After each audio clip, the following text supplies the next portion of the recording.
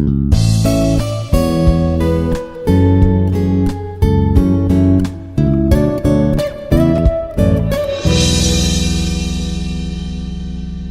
is Dr. Shankaraiah from Department of Physics. In earlier presentation, I have discussed about the topics in Module 1, which is crystal structures. So I have discussed about directions in crystals. So in this presentation, I am going to discuss about planes in crystals. And possibly we will also discuss about interplanar spacing. So lattice planes and Miller indices. How Miller indices are connected to these planes in crystals. A crystal lattice may be regarded as an aggregate of a set of parallel equally spaced planes, right? Parallel equally spaced planes passing through the lattice points.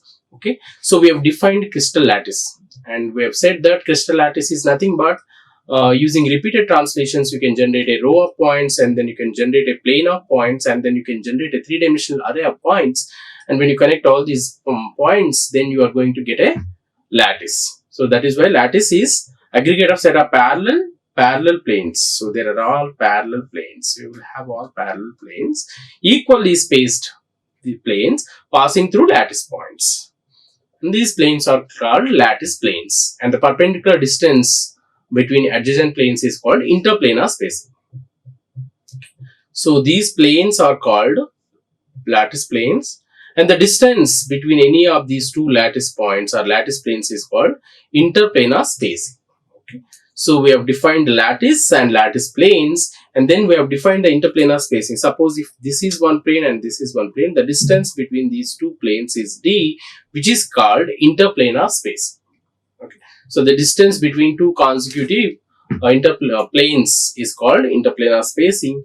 A given space lattice may have infinite sets of lattice planes, each having its characteristic interplanar spacing. So lattice is an infinite scheme, so you can have many set of parallel planes, and each plane can have its own characteristic interplanar spacing. Okay. So in a crystal, the geometrical location of a plane is not important. Okay. So the distance between any two parallel planes is called interplanar spacing, and you can have many planes, and each two of the planes can have its own characteristic interplanar spacing. The position and orientation of a lattice plane in a crystal are determined by three smallest whole numbers.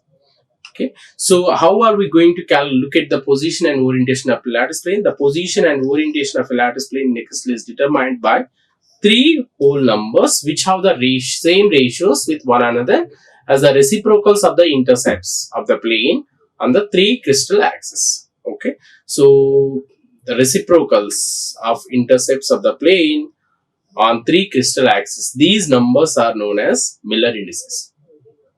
The position and orientation of a plane is given by three smallest numbers, and these three smallest numbers are the ratios. Okay, and these are reciprocals of the intercepts of the planes along the three axes, and these whole numbers which are obtained by taking the reciprocals of the intercepts of the plane are called as Miller indices. So these Miller indices are used to find out the position and orientation of the plane. So that is important. So Miller indices are used to find out the position and orientation of a lattice plane in a crystal. We find the Miller indices of a given plane as follows. How are we going to find out these Miller indices? Because if we can find out the Miller indices, then we can find out the position and orientation of a plane in a crystal. So it's important to find out the Miller indices of a plane. To find out these Miller indices, we choose a set of coordinate axes parallel to unit cell edges at a convenient point. Okay, so to find out that, we are you can look at this. Let OX, OY, OZ be the positive direction of the axis along the three edges of the unit cell. Okay, as given in figure. So OA, OX, okay, OX is this is OX, and this is OY, and this is OZ. Okay, so these three are the positive directions along X, Y, Z directions, right? So we consider a plane ABC. ABC. So ABC. So this is the plane. Okay, we consider a plane oriented with respect to the coordinate axis and which intercepts along X, Y, Z directions are coordinates at distances OA, OB, OC respectively. Okay. So to find out this now orientation of the plane ABC, right? So this is ABC, A, B and C. Okay, so we want to look at the orientation of this plane. So to find out the orientation of this plane, we are going to look at the intercepts along x, y, z directions. So OA is the intercept along x-axis, OB is the intercept along y-axis, and OC is the intercept along z-axis. So these are the three intercepts made by this plane along x, y, z directions. It will be seen that Miller indices for all the planes parallel to the plane ABC and containing similar type of atomic array are the same. Okay. So if there are parallel planes for this plane ABC, if there are any parallel plane which is parallel to this ABC, they are also having the same type of Miller indices.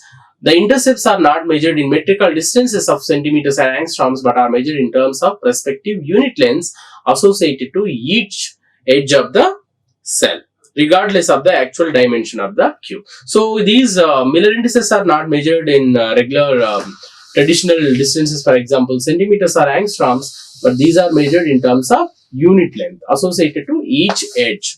Okay.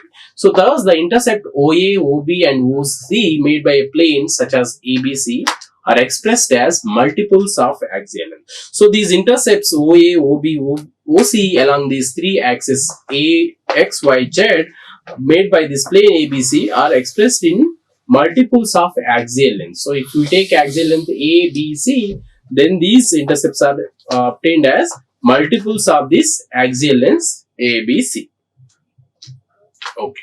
So to find out the Miller indices, so the procedure, these are the following steps to follow to find out the Miller indices. So for the plane of interest, suppose we want to find out the Miller indices for a given plane ABC here. So how are we going to proceed?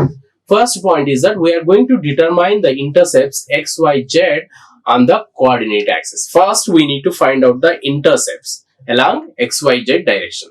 For a given plane, we need to first find out the intercept along the three axes x, y, z. Once we find out the intercept, we express the intercepts in terms of the base vectors of the unit cell, which are PA, QB and RC.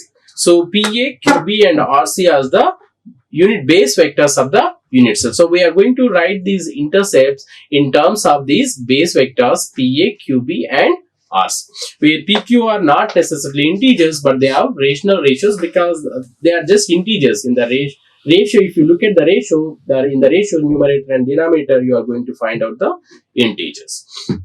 Okay, first step is to find out the intercepts made by the plane along the three axes. Once we find the intercepts, then we are going to write the intercepts in terms of base vectors of the unit cell, which is PA, QB and RC. Okay, then the third step is we form the reciprocals of these base vectors.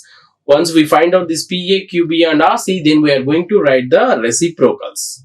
Okay. So if you are going to take the unit lengths, ABC are 1, because if we take unit lengths, then 1 by P, 1 by Q, 1 by R are the reciprocals of the base vectors. Fourth step is that if the reciprocals of the fractions, each fractions is multiplied by the least common denominator and reduce them to the smallest integer. If the reciprocals are fractions, if you find that instead of 1, 2, 3 integers, if you find some fractions, then each fraction is multiplied by the least common denominator. And when we multiply this fraction with the least common denominator, then we are going to find that these numbers are integers. Okay. So for the plane of interest, if you want to look at the orientation, we are going to find out the Miller indices. To find out the Miller indices, these are the 4 points. The next point is that, so the fifth point is that once we get these, once we find that there are fractions in these reciprocals, then we are going to multiply with the least common denominator. Then we are going to get integers h, k, l. So h, k, l are the integers we obtain by multiplying the least common denominator if there are any fractions. Then we are going to put them in, we are going to put these h, k, l in parentheses closed in parenthesis without any commas. These values closed HKL values closed in parenthesis are called as Miller indices of the given plane.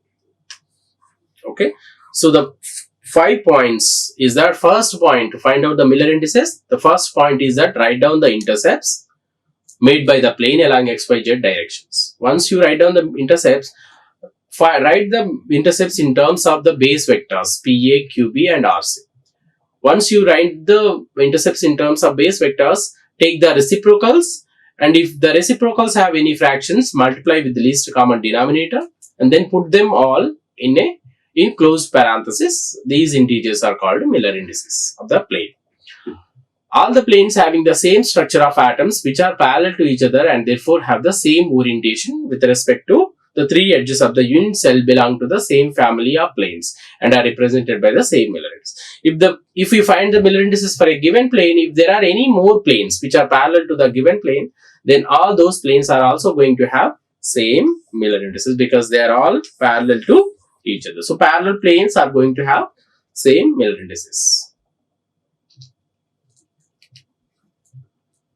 For example, here we are going to write the Miller indices for given planes. So Miller indices of principal planes in a cubic unit cell. So we are going to consider a cubic unit cell, and for a given cubic unit cell, we are going to find out the Miller indices for different planes. Okay. So any plane in the crystal containing some atoms is a crystal planes. Okay. However, the effect of the planes with small atomic density on the physical properties of the crystal is negligible. Hence, the planes with appreciable atomic density are called principal planes. Here we have defined what do you mean by a principal plane. Principal plane is nothing but a plane which is having some considerable density of atoms. If you have very small number of atoms, then you cannot consider that as a principal plane. Principal plane is which is having a sufficient number of atoms in a given volume. Okay. So here we have considered three planes, right? So first plane here there is a plane here, and there is another plane here, and then another plane here around here. So this is the plane 1. This is plane 2. And this is plane 3. So for these three planes, we are going to find out the Miller indices. Okay. So let us see how are we going to find out the Miller indices using those 5 steps which we have discussed. One of the faces of the cube is shown shaded in figure A. Yeah. So that is shaded in figure A. The shaded plane intercepts the axis x, y, z at 1, infinite, infinite. Why am I saying 1, infinite, infinite? Okay. So first we are writing the index of a site. Okay. So this is a plane. This is the plane, right? So this is the plane. This is x-axis and this is y-axis, and this is the plane of our interest. And I am saying that this plane in the place intercepts of this plane is 1, infinite, infinite. Okay. So this plane is parallel to z and y. So, okay. So this plane is parallel to z and y plane. So that is the reason why. So it is not intercepting y-axis and z-axis. So the intercepts are infinite, infinite for x, y and z-axis, and only along x-axis you have intercepted 1. Okay, I am taking unit lengths. Oh, that is the reason why I have taken along x-axis the intercept is 1, but along y and z-axis the intercepts are infinite because this plane is parallel to y and z. It's not intercepting the y-axis and z-axis. That is the reason why the intercept is infinite and infinite along y and z direction, because the given plane is parallel to yz plane. Okay. Just written the intercept. The intercepts along x, y, z directions are 1, infinite, infinite. So the first step is done. Then the reciprocals of the intercept. The reciprocals of the intercepts are 1, 0, 0. 1, 1 by 1 is 1, 1 by infinite is 0, 1 by infinite is 0. So these are the reciprocals. Now if there are any fractions, we need to multiply with the least common denominator, but there are no fractions, so we are going to put them in closed parenthesis, and we are going to call this as Miller indices for the plane given. Okay, and this plane is called 100 plane. Okay, so the plane that is shown here, this plane is called 100 plane, or the Miller indices for this plane is 100. The plane given in figure B has intercepts 1 comma 1 comma infinite. Okay, so this is the plane in the figure B. This plane is intercepting x-axis and also intercepting it's not intercepting, right? So this so the intercepts are 1 comma 1 comma infinite. Okay, so 1 comma 1 comma infinite, so this is intercepting along y-axis also, right? So this plane is intercepting along y-axis, see here. So the intercept is here, the intercept along y-axis is here, the intercept along x-axis is here, but along z-axis there is no intercept because it is parallel, right? So the intercept for this plane is 1. The intercept for this plane is 1 comma 1 comma infinite, because for along z-axis it is parallel to z-axis. That is the reason why the index is infinite. So 1 comma 1 comma infinite. Once we write down the intercepts along x, y, z direction for this plane, right? So the intercept are 1 comma 1 comma infinite. Then we are going to take the reciprocals. So the reciprocals are 1 comma 1 comma 0, right? So then there are no fractions to multiply with least common denominator. So we just put these numbers, integers in closed parentheses, and then we are going to call this as Miller indices for the given plane, and the plane is called 110 plane. 110 plane. Finally, the third one, right? For the third figure, the intercepts are, okay, so along x-axis this plane is intercepting along x-axis, and this plane is also intercepting along y-axis and z-axis. So the intercepts are 1 comma 1 comma 1, or a comma b comma c. Here I am taking a, b, c as axial lengths are unity axial lengths, so that is why I am writing it as 1 comma 1 comma 1 intercepts. Reciprocals are also 1 comma 1 comma 1. There are no fractions, so just put them in closed parentheses, and these are the Miller indices for the third plane given here, shaded region. And then this plane is called 1-1 plane. These three planes are known as principal planes of the cubic crystal system. So now we have calculated the Miller indices for given planes. Now we have learned how to calculate Miller indices for a given plane. Some important features of Miller indices. Parallel planes spaced equally have same Miller indices. Suppose you have obtained the Miller indices for a given plane, and if there is one more plane which is parallel to the given plane already, for which you have calculated Miller indices, both planes are going to have same Miller indices because they are parallel. Thus, all the planes in a set parallel to particular plane are denoted by HKL. Okay. So a plane parallel to one coordinate axis has Miller index 0 for that direction, right? So as we have seen, for example, here the first one is parallel to z-axis. This plane is shaded region is parallel to z-axis and y-axis. That is the reason why the Miller indices for along y and z-axis are 0. So that is why it is mentioned the important feature that if a given plane is parallel to any coordinate axis, the Miller index for that axis, for that plane along that axis is 0. A plane passing through origin is denoted by Miller indices of a parallel plane having non-zero intercept. So if there is a plane which is going to origin, then you are going to consider another plane which is parallel to the plane which is having non-zero intercepts. When the intercept of a plane is negative on an axis, a bar is placed on the corresponding Miller indices. Here all we have considered is along positive directions, but if you are going to consider along negative direction, find the Miller indices and put a bar on the Miller index, and that will be the Miller indices for that plane which is having negative axis. Okay. So that is how to find out the Miller indices and some important features of the Miller indices for a given crystal. Now, sketching a lattice plane. So suppose they have given the Miller indices. Using the Miller indices, how are you going to sketch a plane? Okay. So the intercepts made by a plane can be found if the Miller indices of the plane are known. If they give the Miller indices, we can draw the intercept and we can find the plane, or we can sketch the plane. So to do that, the procedure or the points to sketch a plane are given here.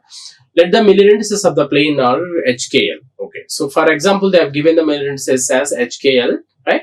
A unit cell is drawn with the coordinate axis First, we are going to draw the unit cell along the 3 coordinate axes with the given Miller indices. From the Miller indices, the reciprocals are obtained. Suppose HKL are given, so find out the reciprocals. So 1 by H, 1 by K, and 1 by L. So these are the reciprocals. The intercepts are marked on the coordinate axis. Once you write down these reciprocals, mark the intercepts. Okay, the 3 non-planar points are joined and the plane is opposite. Once with the given Miller indices, find out the reciprocals. Once you find out the reciprocals, mark all these points or intercept on the plane along the 3 axes and draw all these 3 points. You are going to get a plane. Okay, so let us see the Miller indices given are 3, 2, 1. Now we are going to draw this plane with the Miller indices 3, 2, 1. Okay, so a QB having unit axial length along 3 coordinate axes is shown in figure. So first we have drawn a cube. As you can see here, there is a cube and we have taken unit length along x, y, z directions. Right? Now the reciprocals of Miller indices are these are the Miller indices 3, 2, 1. So 3, 2, 1, no commas, right? So put in a HKL. So HKL is equal to 3, 2, 1. Okay. Now we have to find the second step is we have to find the reciprocals. So the reciprocals of these Miller indices are 1 by 3, 1 by 2, 1. So these are the reciprocals. Now we are going to mark these reciprocals on x, y, z direction. So along x 1 by 3. So that is the reason why. So this is up to here it is 1. Up to here it is 1. So this will be 1 by 2 and that is why it is 1 by 3. Okay, and along y-axis up to here it will be 1, but up to here it will be 1, but now we are taking 1 by 2, so that is around 1 by 2. So along z-axis up to here it is 1, so we have to take 1, so that is here. So the 3 points, so these 3 points, right, these 3 points have joined to get a line. Once I obtain the reciprocals of the given Miller indices, I am going to mark the points along x, y, z directions using these reciprocals as intercepts along x, y, z directions. A plane is drawn through the points and is shaded. So that is how we can sketch a plane given the Miller indices HKL. Okay. So now we have learned how to find out the Miller indices, and once we find out the Miller indices, how can we draw a plane given the Miller indices? That also we have learned. The next one is we are going to discuss about interplanar spacing in a crystal lattice. So how are we going to find out the interplanar spacing in a given crystal lattice? Okay. So the distance d between successive lattice planes is known as interplanar space. We have defined it earlier that interplanar space is nothing but the distance between any 2 consecutive planes, right? So the interplanar distance d involves the axial lengths of the unit cell and the Miller indices of the planes. So to derive this interplanar spacing, we need to know what are the axial lengths as well as the Miller indices of the given planes. Okay, then we can derive this expression for the interplanar spacing in case of a cubic system. Here we are going to derive the interplanar spacing for a cubic system. Okay. So to do that, first we know that the 3 axes of a cubic crystal are perpendicular to each other. That we know because for a cubic crystal, alpha is equal to beta is equal to gamma is equal to 90 degrees and A is equal to B is equal to C. This is for a cubic crystal or cube, right? So all the 3 axes are perpendicular to each other. Let ABC be one of the family of parallel lattice planes in the crystal. So in these parallel planes, I am going to consider one of the plane A. This is the plane ABC is one of the lattice plane as shown in the figure. Okay. So now I have a plane ABC. Let its Miller indices be HKL. Okay. So for this plane ABC, I am considering that the Miller indices are HKL. And intercepts of the crystallographic axis is A by H, B by K and C by L. Okay. Along first we need to write down the reciprocals of the Miller indices. If the Miller indices are HKL, the reciprocals are A by H, B by K and C by L. Here I am not defining the unit lengths. That is why I am writing as A by H along x-axis, B by K along y-axis and C by L along z-axis. The next plane of the set of parallel planes that are parallel to ABC passes through the origin of the coordinates which is not shown plane. Okay, so there can be many set of parallel planes that are parallel to ABC. Okay, fine. So therefore, ON, the length of the normal from the origin to the plane, is equal to D. Okay, so now I am drawing ON. Okay, so suppose this is the plane we are considering, right? A, B, C. So this is the plane. For this plane, I am drawing a normal. For this plane, I am drawing a normal ON. So this ON is the normal, and if there is a plane here, there is another plane here which is passing through the origin and which is parallel to the given plane. So the distance between any two consecutive planes is interplanar spacing. So if there is any parallel plane that is passing through the origin, the distance between the plane which is passing through the origin and the plane ABC is nothing but the interplanar spacing D. Okay. So ON, which is the length of ON is D, which is the interplanar spacing. So let alpha, beta, gamma be the angles ON makes with the three crystallographic axes respectively. Okay. So this ON, which is the normal or which is the interplanar spacing, makes an angle with the three crystallographic axes. It makes an angle alpha with x-axis, beta with y-axis, and gamma with z-axis. Okay. Now, with these three angles, then we can write down the direction cosines. Okay. So because the ON, which is the normal to the plane ABC, it is making angles alpha, beta, gamma with x, y, z directions. Using these, I am going to write the direction cosines. Okay. So cos alpha, which is equal to ON by OA, right? ON is D and OA is this, right? OA is along x-axis, which is A by H, that is the intercept. Okay, so I'm finding out the cos alpha for a given triangle OAN, right? For this triangle OAN, I'm finding out the cos alpha. Okay, cos alpha is adjacent side by hypotenuse. Okay, so adjacent side is D and hypotenuse is A by H. If you consider this triangle. For this triangle, this is adjacent side, and this is hypotenuse, and this is opposite side. So that is ON by OA. Okay, fine. So ON by OA, ON is D and OA by OA is equal to A by H. Okay, for that. For cos beta also again you can find out cos beta is for the triangle OB and N. OBN. For the triangle OBN, you can again calculate this directional cosine cos beta. Cos beta is equal to again adjacent side is ON.